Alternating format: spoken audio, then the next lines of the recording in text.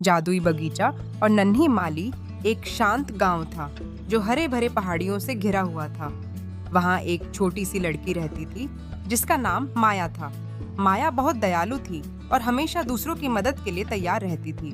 उसके परिवार के पास ज्यादा संपत्ति नहीं थी, लेकिन उनके छोटे से लकड़ी के घर के पीछे एक छोटा सा बगीचा था।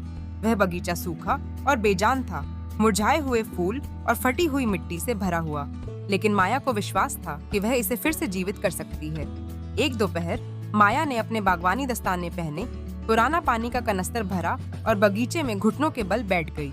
मुरझाए हुए पौधों को पानी देते हुए वह धीरे से बोली, हिम्मत मत हारो, मुझे विश्वास है कि तुम फिर से खिल सकते हो। दिन हफ्तों में बदल गए। माया ने बगीचे की पूरी लगन से देखभाल की, पानी दिया, खरपतवार निकाले और यहाँ तक कि पौधों से बातें भी की, लेकिन कुछ भी नहीं बदला। फूल और भी ज्यादा झुक गए और मिट्टी सूखी ही रही। मायूस होने के बावजूद माया ने हार नहीं मानी और अपनी मेहनत जारी रखी। एक शाम बहुत थक जाने के बाद माया बगीचे में बैठ गई और निराश होकर बोली, मैंने अपनी पूरी कोशिश कर ली। उसकी आंखों में आंसू थे। तभी सूखी पत्तियों के बीच हल्की सी चमक दिखाई दी। माया ने आश्चर्य से अपनी आंखें मलीं। अचानक एक नन्हा सा चमकता हुआ जीव मुरझाए हुए गुलाब की झाड़ी के पीछे से निकलकर आया। मैं लीरा हूँ, इस बगीचे की रक्षक, उस छोटे से जीव ने कोमल स्वर में कहा। तुम्हारी दयालुता और धैर्य ने मुझे जगाया है। माया आश्चर्य से बोली, लेकिन मैंने तो कुछ खास नहीं किया, पौधे अब भी मुरझाए हुए हैं। लीरा मुस्कुराई और बोली, तुमने जितना सोचा है उससे कहीं अधिक किया है।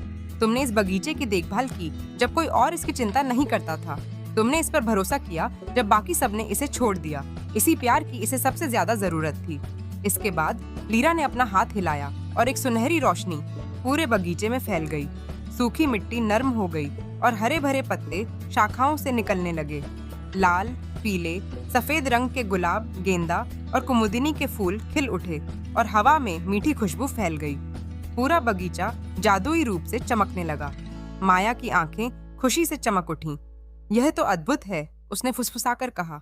लीरा ने समझाया, जादू हमेशा से यहाँ था, इसे बस किसी ऐसे व्यक्ति की जरूरत थी जिसमें धैर्य और दयालुता हो, जो इसे बाहर ला सके। उस दिन के बाद माया का बगीचा पूरे गांव का सबसे सुंदर स्थान बन गया। गांव के लोग वहां अक्सर आते, उस बगीचे की सुंदरता और उसमें बसे हुए सुकून को महसूस करने।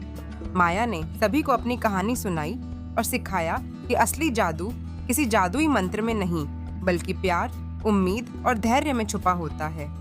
इस तरह नन्ही माली का जादुई बगीचा हमेशा हरा भरा और खिलता रहा, यह साबित करते हुए कि अगर सच्चे मन से देखभाल की जाए तो सबसे सूखी मिट्टी भी फूलों से भर सकती है।